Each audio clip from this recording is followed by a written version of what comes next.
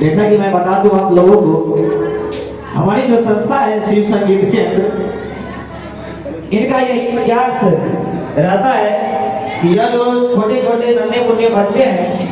उनकी प्रस्तुति कभी नहीं तो साल में एक बार मंच के माध्यम से जरूर हो जाए, क्योंकि बच्चे के जो अंदर पहला तो ऑडियंस का डर ये भी रहता है और हिचक स्टेज पे गाने माइक में गाने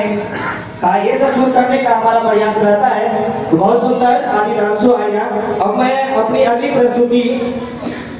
जो गगन कुमार लेके आ रहे हैं, ये